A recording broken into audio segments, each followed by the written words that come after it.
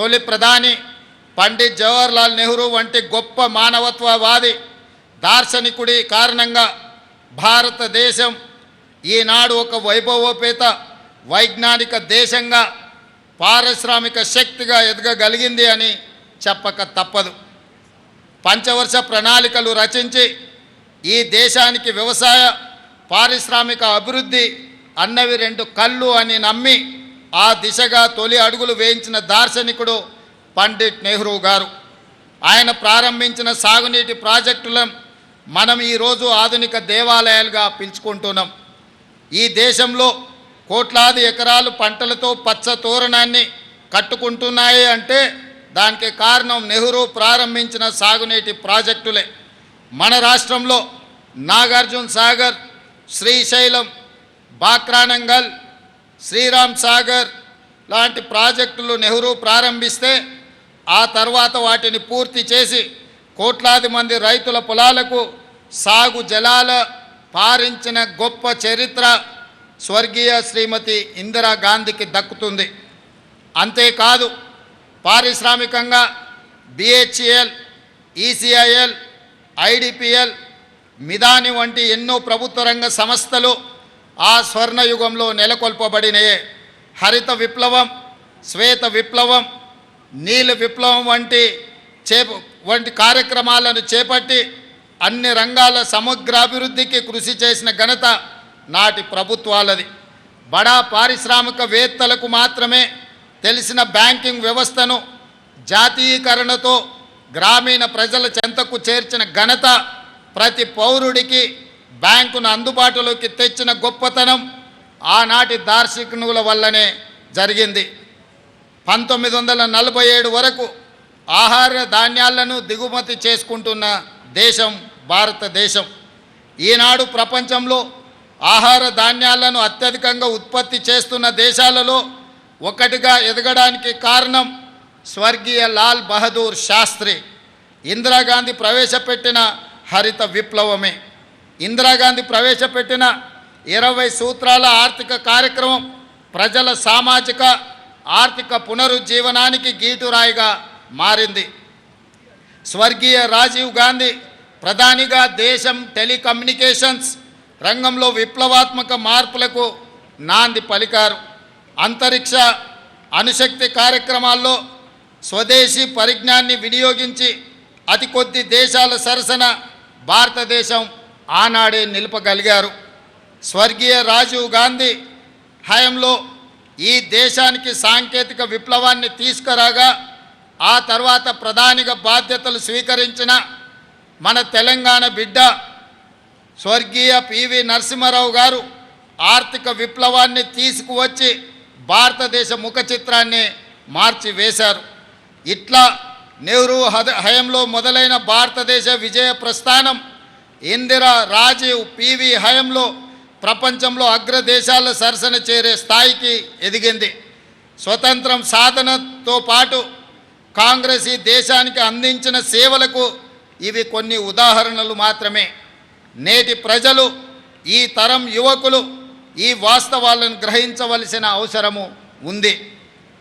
ఈ దేశ ప్రజలకు ఇచ్చిన ప్రతి మాటను నిలబెట్టుకున్న చరిత్ర కాంగ్రెస్ ప్రభుత్వాలది.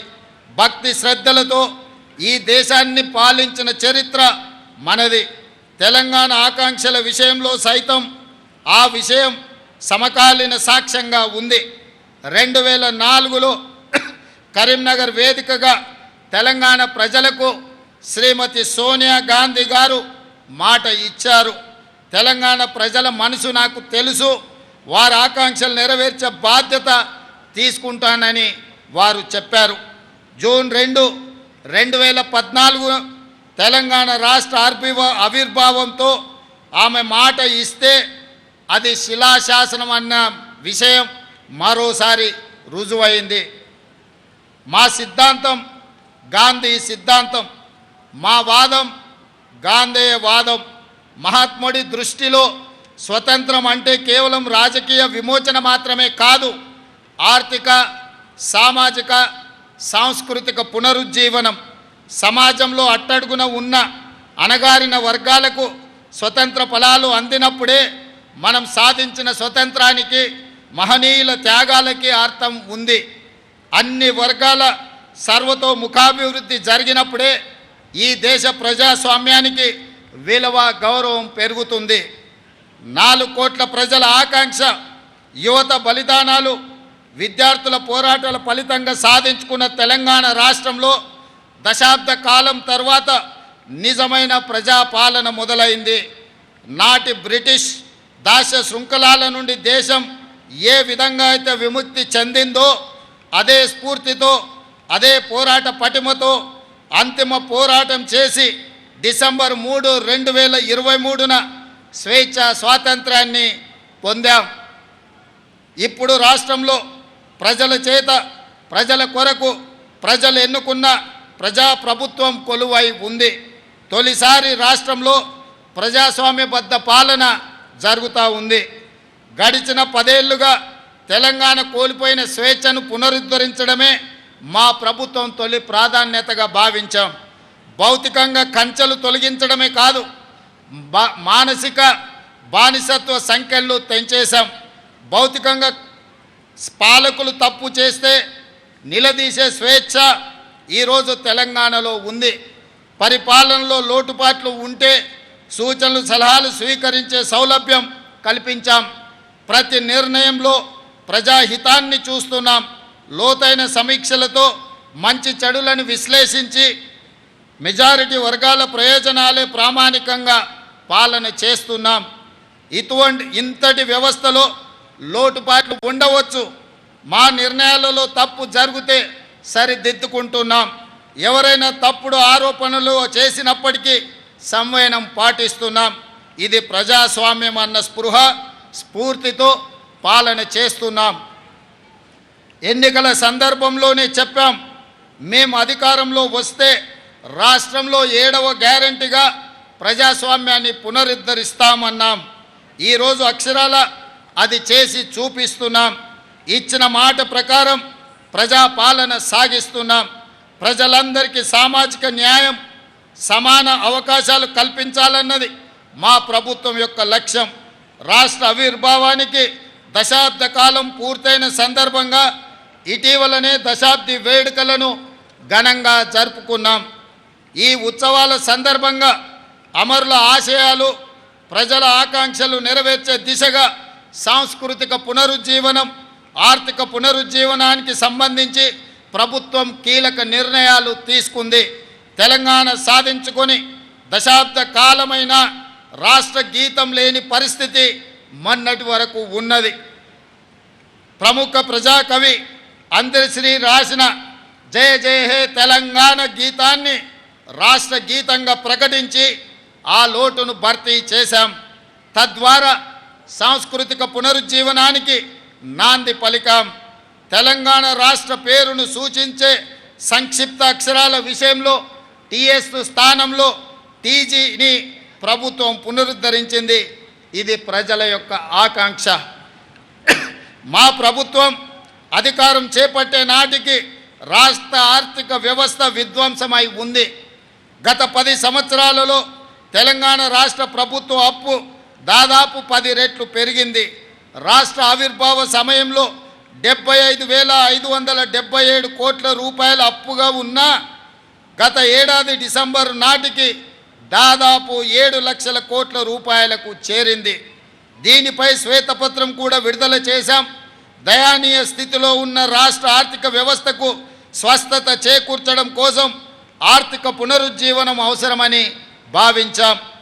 ఆ దిశగా రాష్ట్ర అప్పులను రీస్ట్రక్చర్ చేయించే ప్రయత్నంలో ఉన్నాం. ఇటీవల అమెరికా పర్యటనలో ప్రపంచ బ్యాంకు అధ్యక్షుడితో సమావేశమయ్యాం. తక్కువ వడ్డీలతో రాష్ట్ర అభివృద్ధికి అవసరమైన నిధులు సమకూర్చుకునే అంశంపై మా మధ్య సానుకూల చర్చలు జరిగాయని చెప్పుకోవడానికి సంతోషిస్తున్నాను. గతంలో మాదిరిగా అధిక వడ్డీలతో అప్పులు తెచ్చి రాష్ట్ర ప్రజల నెత్తిన మోయలేని భారం మోపే పనులను మేము చేయబోము. ఆర్థిక అవరోధాలు ఉన్నా ప్రతి ఇంట సౌభాగ్యాన్ని నింపాలనే మహాసంకల్పంతో రూపొందించిన అభయ హస్తం హామీలన్నీ తూచా తప్పకుండా అమలు చేసే ప్రయత్నం చేస్తున్నాం. ప్రభుత్వంలో మేము కుదురుకోక ముందే, ఆర్థిక పరిస్థితిని అంచనా వేసుకోక ముందే హామీ ఇచ్చిన 6 గ్యారెంటీలలో 2 గ్యారెంటీల అమలును ప్రారంభించిన ఘనత ఈ ప్రజా ప్రభుత్వానిది. బాధ్యతలు స్వీకరించిన 48 గంటల్లోనే 2 గ్యారెంటీలను అమలు ప్రారంభించి చరిత్ర సృష్టించాం. ఆడబిడ్డలకు తొలి ప్రాధాన్యత ఇస్తూ ఆర్టీసీలో ఉచిత ప్రయాణ సౌకర్యాన్ని కల్పించాం. ఈ పథకం ద్వారా జూలై ఆఖరు నాటికి మహిళలకు 2,351 కోట్ల రూపాయలు ఆదా చేయగలిగామని సగర్వంగా చెప్పగలను. రాష్ట్రంలో వైద్యం అందక ఏ ఒక్క ప్రాణాలు పోకూడదన్నది మా ప్రభుత్వ ఆశయం. ఈ రాష్ట్రంలో నిరుపేదల సైతం కార్పొరేట్ ఆసుపత్రికి వెళ్ళి ఖరీదైన వైద్యాన్ని పొందాలన్న లక్ష్యంతో ప్రజా ప్రభుత్వం అధికారంలోకి రాగానే ఆరోగ్యశ్రీకి పూర్వ వైభవాన్ని తెచ్చే ప్రయత్నం మేము చేశాము. గతంలో కాంగ్రెస్ ప్రభుత్వమే ఈ పథకాన్ని ప్రవేశపెట్టింది. దీనిని మరింత పటిష్టంగా అమలు పరిచేందుకు ఆరోగ్యశ్రీ కింద ఉచితంగా అందించే వైద్య చికిత్సల పరిమితిని 5 లక్షల నుండి 10 లక్షల రూపాయలకు పెంచాం. కొత్తగా 163 చికిత్సలను ఈ పథకంలో చేర్చాం. మొత్తం 1835 చికిత్సలకు 10 లక్షల రూపాయల వరకు ఉచిత వైద్యం అందుతుంది. ఆరోగ్యశ్రీ ప్యాకేజీల ధరలను 20% పెంచాం. అవయవ మార్పిడి సహా ఆధునిక చికిత్సలను అందుబాటులోకి తీసుకువచ్చాం. రేషన్ కార్డుతో సంబంధం లేకుండా ఆరోగ్యశ్రీ పథకం అమలు చేయాలని మా ప్రభుత్వం నిర్ణయించింది. ప్రభుత్వ ఆసుపత్రులను ఆధునీకరించి విస్తృత వైద్య సేవలు అందించేందుకు ప్రభుత్వం కృత నిశ్చయంతో ఉంది. రాష్ట్రంలో ప్రతి ఒక్కరికి ప్రత్యేక గుర్తింపు సంఖ్య గల డిజిటల్ హెల్త్ ప్రొఫైల్ కార్డు జారీ చేసే విధానాన్ని త్వరలో ప్రారంభిస్తాం. పౌరుల ఆరోగ్య సంబంధిత సమాచారం ఒకే చోట అందుబాటులో ఉండి సులభంగా రోగ నిర్ధారణ, సత్వర చికిత్సకు వీలు కల్పించేందుకు ఈ ఆలోచన చేస్తున్నాం. ఆడబిడ్డల కన్నీళ్లు తుడవాలన్న లక్ష్యంతో ప్రారంభించిందే మహాలక్ష్మి పథకంలోని మరో పథకం. 500 రూపాయలకే వంట గ్యాస్ ఇవ్వాలన్న ఆలోచన. 2014లో కాంగ్రెస్ పార్టీ అధికారం కోల్పోయే నాటికి గ్యాస్ సిలిండర్ ధర 410 రూపాయలు మాత్రమే. 10 ఏళ్లలో దానిని 1200 రూపాయలకు పెంచిన పాలన మీరు చూశారు. అందుకే తిరిగి సిలిండర్ ధరను 500 రూపాయలకే ఇవ్వాలన్న సంకల్పంతో ఈ కార్యక్రమాన్ని ఈ ఏడాది ఫిబ్రవరి 27న ప్రారంభించాం. 40 లక్షల మంది లబ్ధిదారులతో మొదలైన ఈ పథకం ప్రస్తుతం 43 లక్షల మందికి లబ్ధి చేకూర్చుతుంది. సబ్సిడీ కింద లబ్ధిదారులు ఉపయోగించిన 61,77,933 సిలిండర్లకు గాను 204 కోట్ల రూపాయలను ప్రజా ప్రభుత్వం చెల్లించింది. అదేవిధంగా అల్పాదాయ వర్గాల వారికి విద్యుత్ బిల్లుల భారం తగ్గించి వారి గృహాలలో చీకట్లను పారదోలి విద్యుత్ కాంతులను నింపేందుకు గృహజ్యోతి పథకం అమలు చేస్తున్నాం. 200 యూనిట్ల కంటే తక్కువ విద్యుత్ వాడే ప్రతి ఇంటికి ఉచిత వెలుగులు పంచుతున్నాం. ఈ పథకాన్ని 2024లో ప్రారంభించాం. ప్రజాపాలన సేవా కేంద్రాల ద్వారా దరఖాస్తులు స్వీకరించి అర్హులైన వారందరికీ ఈ పథకం వర్తింపచేస్తున్నాం. ప్రస్తుతం 46,19,236 మంది లబ్ధిదారులకు ఈ పథకం ద్వారా లబ్ధి పొందుతున్నారు. అదేవిధంగా ఎన్నికల మేనిఫెస్టోలో పేర్కొన్న విధంగా పేద బడుగు వర్గాల సొంత ఇంటి కల నెరవేర్చేందుకు ఇందిరమ్మ ఇండ్లు పేరుతో నూతన గృహ నిర్మాణ కార్యక్రమాన్ని ప్రారంభించాం. భద్రాద్రిలో పరమ పవిత్రమైన శ్రీరాముని సన్నిధిలో ఈ కార్యక్రమానికి శ్రీకారం చుట్టాం.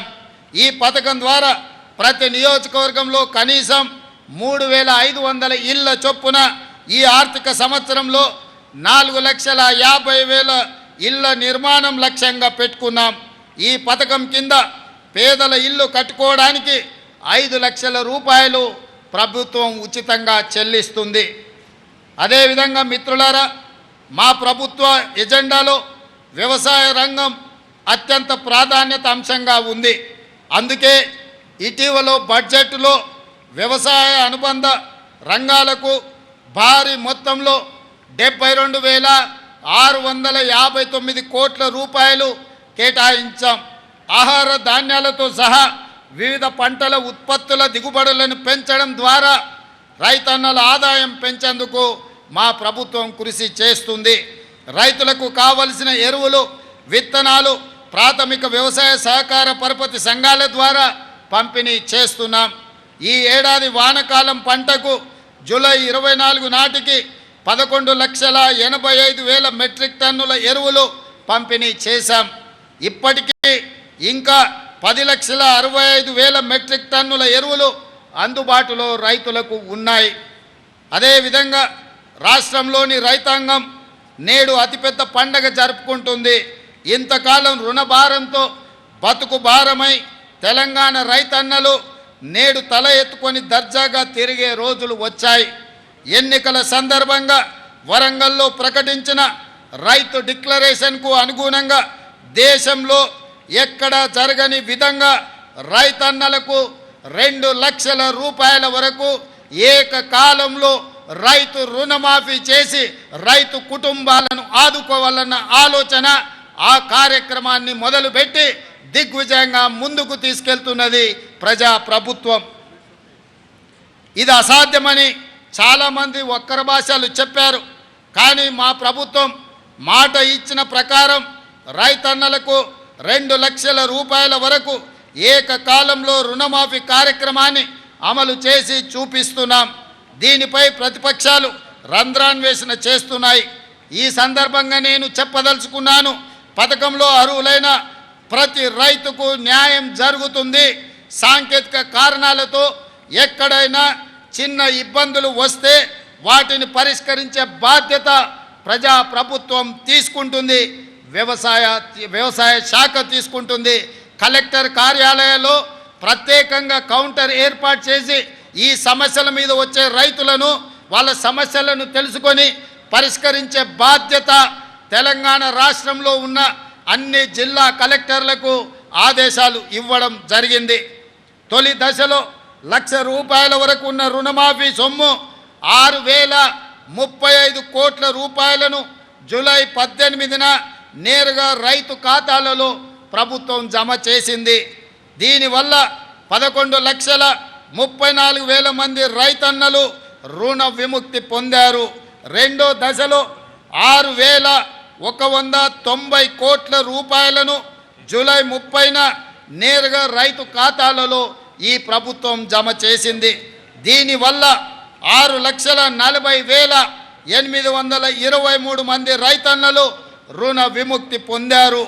కాగా 2 లక్షల రూపాయల వరకు గల రుణాలను ఈరోజు మాఫీ చేసుకోవడం ద్వారా ఒక అద్భుత ఘట్టాన్ని మనం ఆవిష్కరించుకోబోతున్నాం. దేశానికి స్వతంత్రం వచ్చిన రోజే తెలంగాణ రైతుకు ఆర్థిక స్వతంత్రం వచ్చిందని ఘనంగా చెప్పుకునే రోజు ఈ రోజు. ఈ కార్యక్రమంతో మా జన్మ ధన్యమైందని మేము భావిస్తున్నాం. ఎందుకంటే దేశానికి పట్టెడు అన్నం పెట్టే అన్నదాత సుఖ సంతోషాలతో ఉంటే దేశం సుభిక్షంగా ఉంటుందని మేము ప్రగాఢంగా విశ్వసిస్తున్నాం. అందుకే 31,000 కోట్ల రూపాయలు వెచ్చించి రైతులను రుణ విముక్తుల్ని చెయ్యాలని ప్రజా ప్రభుత్వం నిర్ణయం తీసుకోవడం జరిగింది. రైతు బాగుంటేనే రాష్ట్రం బాగుంటుందని విశ్వసించే ప్రభుత్వం మాది. అర్హులైన రైతులందరికీ రైతు భరోసా పథకాన్ని ఎకరానికి 15,000 రూపాయల చొప్పున అందించాలన్నది మా ప్రభుత్వం యొక్క సంకల్పం. గతంలో అమలు జరిగిన రైతు బంధు పథకం కింద ఎకరాకు ప్రతి సంవత్సరానికి 10,000 రూపాయలు మాత్రమే ఇచ్చారు. అది కూడా అనర్హులకు, సాగులో లేని భూమి యజమానులకు, రియల్ ఎస్టేట్ వ్యాపారులకు కూడా లబ్ధి చేశారు. దీనివల్ల ప్రభుత్వ ధనం దుర్వినియోగం కావడమే తప్ప రైతు ప్రయోజనాలు నెరవేరలేదు. మా ప్రభుత్వం రైతు భరోసా పథకాన్ని సక్రమంగా అమలు చేయాలన్న లక్ష్యంతో విధి విధానాలను రూపొందిస్తుంది. దీనికోసం ప్రభుత్వం మంత్రివర్గ ఉపసంఘాన్ని నియమించింది. ఈ ఉపసంఘం రాష్ట్ర వ్యాప్తంగా పర్యటించి రైతులు, రైతు కూలీ సంఘాలు, అదేవిధంగా మేధావుల నుంచి అభిప్రాయాలను సేకరించింది. వాటిని పరిగణలోకి తీసుకొని విధి విధానాలు రూపొందించి త్వరలో రైతు భరోసా పథకాన్ని ప్రారంభించుకోబోతున్నామని తెలియజేయడానికి నేను చాలా సంతోషిస్తున్నాను. మన రాష్ట్రంలో వరి సాగు చాలా విస్తీర్ణంగా జరుగుతుంది. కానీ పండిన పంటకు సరైన గిట్టుబాటు ధర రాక రైతన్నలు తీవ్రంగా నష్టపోతున్నారు. రాష్ట్రంలో సన్న రకం వరి ధాన్యం సాగును ప్రోత్సహించేందుకు క్వింటాలుకు 500 రూపాయల బోనస్ చెల్లించాలని నిర్ణయించాం. దీనికి 33 రకాల వరి ధాన్యాలను గుర్తించాం. రైతులకు గిట్టుబాటు ధరను కల్పిస్తూ కొనుగోలు కేంద్రాల ద్వారా ధాన్యం కొనుగోలు చేస్తున్నాం. రైతు సౌకర్యార్థం మొన్నటి రబీ సీజన్లో ధాన్యం సేకరణ కేంద్రాలను సంఖ్య 7178కి పెంచాం. రైతుల నుంచి కొనుగోలు చేసిన ధాన్యానికి 48 గంటల్లోనే చెల్లింపులు చేస్తూ వస్తున్నాం. వ్యవసాయానికి 24 గంటల ఉచిత విద్యుత్తును అందిస్తున్నాం. నకిలీ విత్తనాల అక్రమార్కులపై మా ప్రభుత్వం ఉక్కు పాదంతో అణిచివేస్తుంది. అదేవిధంగా రైతులకు పంటల బీమా పథకం వర్తింపజేయడానికి ఈ సంవత్సరం నుంచి ఫసల్ బీమా యోజన పథకంలో చేరాలని నిర్ణయించాం. ఈ పథకం కింద రైతుల తరఫున బీమా ప్రీమియాన్ని ప్రభుత్వమే చెల్లిస్తుంది.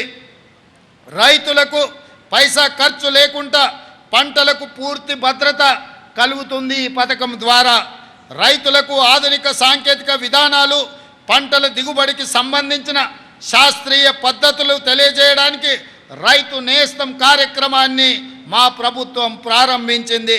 ఉద్యాన పంటల సాగు, ఆయిల్ ఫామ్ సాగుకి ప్రభుత్వం ప్రోత్సాహకాలు అందిస్తుంది. అదేవిధంగా భూమి లేని రైతు కూలీలు దుర్భర జీవితాలు గడుపుతున్నారు. రోజు కూలీ చేసుకుంటూ కూలీ దొరకని నాడు కుటుంబాలను పోషించలేక ఇబ్బందులు పడుతున్నారు. వారిని ఆదుకోవడం కోసం భూమి లేని ప్రతి నిరుపేద రైతు కూలీకి సంవత్సరానికి 12,000 రూపాయల ఆర్థిక సాయాన్ని ఈ ఏడాది నుంచే మా ప్రభుత్వం అందించనుంది. ఇది చాలా సంతోషకరమైన సందర్భం. అదేవిధంగా మిత్రులారా, రైతుల పాలిట శాపంగా మారిన ధరణి సమస్యలపై మా ప్రభుత్వం ప్రత్యేక దృష్టి సారించింది. ధరణి అమలులో అవకతవకలు, లోపభూయిష్ట విధానాల కారణంగా రైతులకు ఎంతో కష్టం కలుగుతుంది. ధరణిలో అనేక అవకతవకలు జరిగినట్టుగా గుర్తించాం. ధరణి సమస్యల పరిష్కారానికి 2024 మార్చి 1 నుండి 15 వరకు స్పెషల్ డ్రైవ్ నిర్వహించాం. ధరణిలో సమస్యల పరిష్కారం చేయలేని ఉంటే సదరి దరఖాస్తులను తిరస్కరిస్తే దానికి గల కారణాలను తప్పకుండా నమోదు చేసేలా ప్రభుత్వం చర్యలు చేపడుతుంది. పెండింగ్లో ఉన్న ధరణి దరఖాస్తులను తక్షణం పరిష్కరించాలని కలెక్టర్లకు ఆదేశాలు ఇచ్చాం. భూ సమస్యల పరిష్కారానికి సరికొత్త సమగ్ర చట్టాన్ని తీసుకురావాలని ప్రభుత్వం భావిస్తున్నది. నేరం రూపం మార్చుకుంది. సైబర్ నేరాలు, డ్రగ్స్ మహమ్మారి సమాజాన్ని పట్టి పీడిస్తున్నాయి. ఈ నేరాల వల్ల వ్యక్తులు కాదు, మొత్తం జాతే నిర్వీర్యమయ్యే ప్రమాదం పొంచి ఉంది. ఇది ఆందోళనకరమైన అంశం. మన పిల్లల భవిష్యత్తుకు సంబంధించిన విషయం. అందుకే రాష్ట్రంలో డ్రగ్స్ మాట కనపడకూడదని కఠినమైన నిర్ణయాలను మా ప్రభుత్వం తీసుకుంటున్నది. డ్రగ్స్ నివారణకు జీరో టాలరెన్స్ పద్ధతిని మా ప్రభుత్వం అనుసరిస్తున్నది. తెలంగాణ మాదక ద్రవ్య నిరోధక సంస్థ టీజీ న్యాప్ బలోపేతం చేశాం. సైబర్ మోసాలు, నేరాల బారిన పడిన వారికి సత్వర సహాయం అందించేందుకు 30 పేరుతో 24 గంటలు పనిచేసే కాల్ సెంటర్ని ఏర్పాటు చేశాం. రాష్ట్రంలో విద్యా వ్యవస్థను మెరుగుపరచడానికి త్వరలో విద్యా కమిషన్ను ఏర్పాటు చేయాలని మా ప్రభుత్వం నిర్ణయించింది. అంగన్వాడీలను ప్రీ ప్రైమరీ స్కూల్స్గా మార్చబోతున్నాం. ప్రాథమిక పాఠశాలలు మొదలు విశ్వవిద్యాలయాల వరకు నాణ్యమైన విద్యా బోధన, నైపుణ్య శిక్షణ, ఉపాధి కల్పనకు ఒక మిషన్ మోడ్లో పని చేయాలని మా ప్రభుత్వం నిర్ణయించింది. పాఠశాలలు తెరిచిన రోజే పిల్లలందరికీ యూనిఫారాలు, పాఠ్య పుస్తకాలను అందజేశాం. అమ్మ ఆదర్శ పాఠశాలల ద్వారా మౌలిక వసతులు కల్పిస్తున్నాం. 65 ప్రభుత్వ ఐటీఐలను టాటా సంస్థ సహకారంతో నైపుణ్య కేంద్రాలుగా మారుస్తున్నాం. ఎస్సీ, ఎస్టీ, బీసీ, మైనారిటీ విద్యార్థుల కోసం ప్రతి నియోజకవర్గంలో ఒకే ఆవరణలో 20 నుంచి 25 ఎకరాల స్థలంలో ఇంటిగ్రేటెడ్ మోడల్ స్కూళ్లను నిర్మించబోతున్నాం. ఇది ఎస్సీ, ఎస్టీ, బీసీ, మైనారిటీ విద్యార్థుల జీవితాలలో వెలుగు నింపబోతుంది. వాళ్ళకు ఉజ్వల భవిష్యత్తును రాష్ట్ర ప్రభుత్వం ఇవ్వబోతుందన్న విషయాన్ని సగర్వంగా తెలంగాణ ప్రజలకు నేను తెలియజెప్పదలుచుకున్నాను. ఇటీవలనే మిత్రులారా బేగర్ కంచె ముచ్చర్ల దగ్గర రంగారెడ్డి జిల్లాలో యంగ్ ఇండియా స్కిల్స్ యూనివర్సిటీకి శంకుస్థాపన చేసుకున్నాం. తెలంగాణ విద్యా రంగంలో ఇదొక విప్లవాత్మక మలుపు కాబోతుంది. మన పిల్లల కొలువులకు ఇది ఒక వేదికగా మారబోతుంది. సరికొత్త నైపుణ్యాలతో ఉపాధికి గ్యారంటీ ఇవ్వబోతుంది. ఈ యూనివర్సిటీకి మహేంద్ర గ్రూప్ అధినేత ఆనంద్ మహేంద్రను చైర్మన్గా ఉండాలని తెలంగాణ రాష్ట్ర ప్రభుత్వం తరఫున వారికి విజ్ఞప్తి చేస్తే వారు ఉదార స్వభావంతో దీనికి చైర్పర్సన్గా ఉండడానికి వారు ఆమోదించిందని మీకందరికీ ఈ సందర్భంగా సగర్వంగా తెలియజేస్తున్నాను. మిత్రులారా, రంగుల గోడలు, అద్దాల మేడలు కాదు, ప్రజల జీవితాలలో గుణాత్మక మార్పు రావాలి. దానికి రాష్ట్ర అభివృద్ధి, సంక్షేమం సమపాలలో జరగాలి. తెలంగాణను ప్రపంచానికి ముఖద్వారంగా మార్చాలి. తెలంగాణ బ్రాండును విశ్వవేదికపై సగర్వంగా చాటాలి. అందుకే ఇటీవలే మన రాష్ట్రానికి పెట్టుబడుల సాధన కోసం నేను సహచర మంత్రివర్యులు శ్రీధర్ బాబు గారు కలిసి అమెరికాలో పర్యటించాం. అంతర్జాతీయ దిగ్గజ సంస్థల అధినేతలు, ప్రతినిధులతో భేటీ అయ్యాం. తెలంగాణ పెట్టుబడులను, అవకాశాలను వివరించాం. ఫ్యూచర్ స్టేట్గా తెలంగాణను వారికి పరిచయం చేశాం. బేగర్ కంచె వద్ద శంకుస్థాపన చేసుకున్న 4th city, Musi river front, regional ring road నిర్మాణం, అంతర్జాతీయ మౌలిక సదుపాయాలు, మెట్రో విస్తరణ తదితర ఆలోచనలు వారితో పంచుకున్నాం. జనవరిలో దావోస్ పర్యటన సందర్భంగా 40,000 కోట్ల రూపాయల పెట్టుబడులకు సంబంధించి ఒప్పందాలను మా ప్రభుత్వం కుదుర్చుకున్నది. ఇది పెట్టుబడుల ఆకర్షణలో ఒక రికార్డ్. ఈ ఒప్పందాలు కార్యరూపం దాల్చడానికి అవసరమైన కార్యాచరణను ప్రభుత్వం ప్రారంభించింది.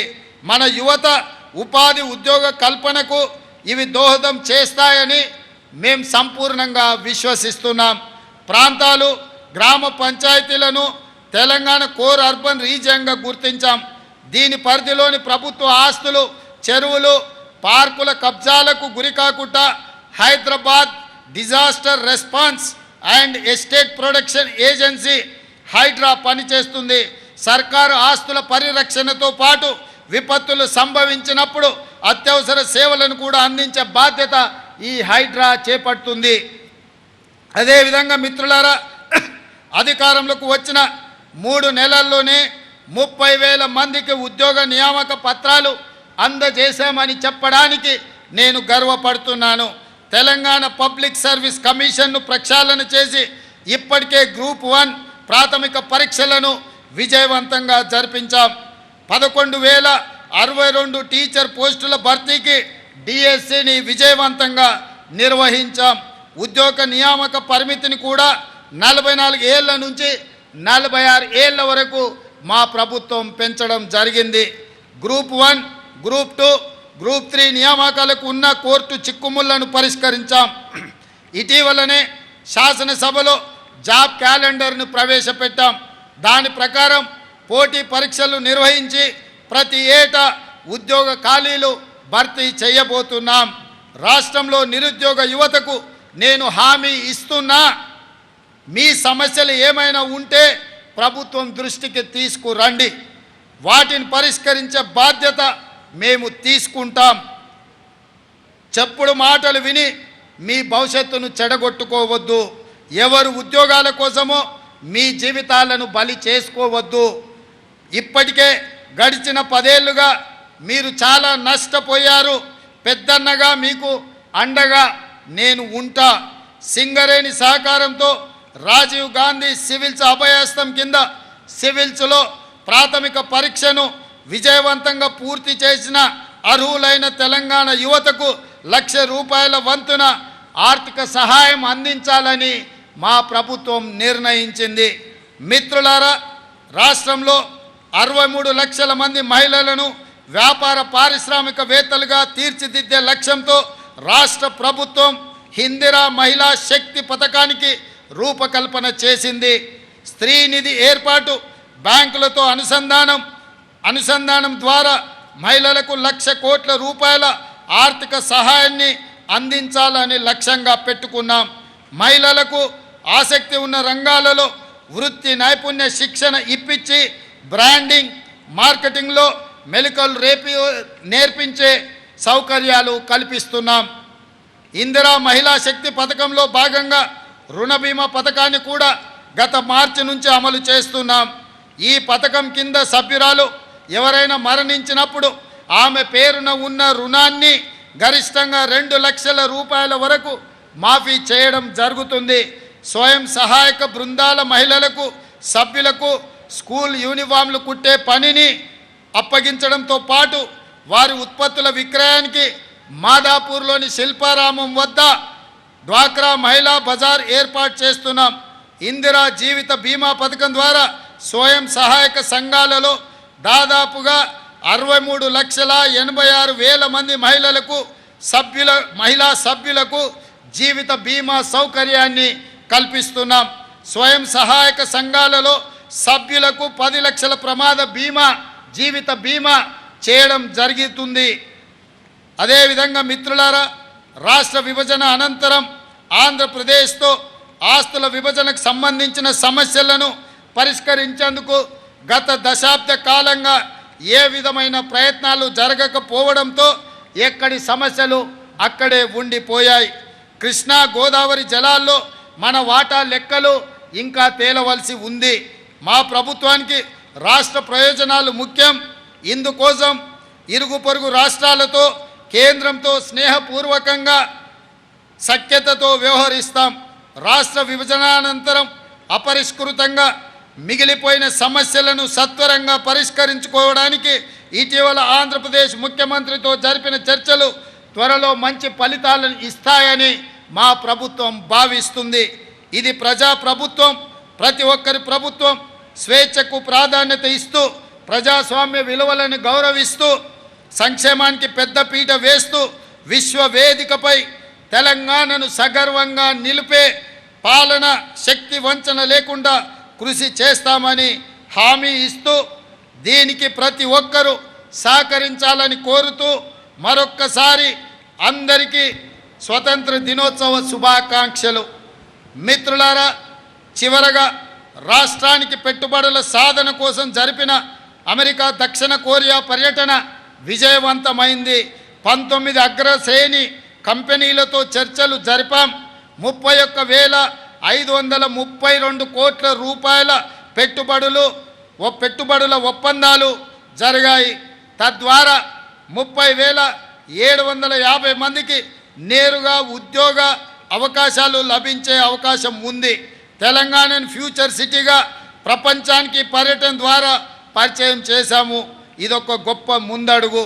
భవిష్యత్తులో తెలంగాణ మరిన్ని ఉన్నత శిఖరాలను చేరుతుందని రైతులు, యువత, మహిళలు, వృద్ధులు, ఉద్యోగులు, వ్యాపారులు సకల జనులతో సుఖశాంతులతో శోభిల్లే తెలంగాణగా మార్చేందుకు ప్రజా ప్రభుత్వం పాలన అందిస్తుందని హామీ ఇస్తూ మీ అందరికీ స్వతంత్ర దినోత్సవ శుభాకాంక్షలు, ధన్యవాదాలు తెలియజేస్తున్నాను.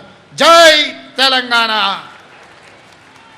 His vision brings victory. His journey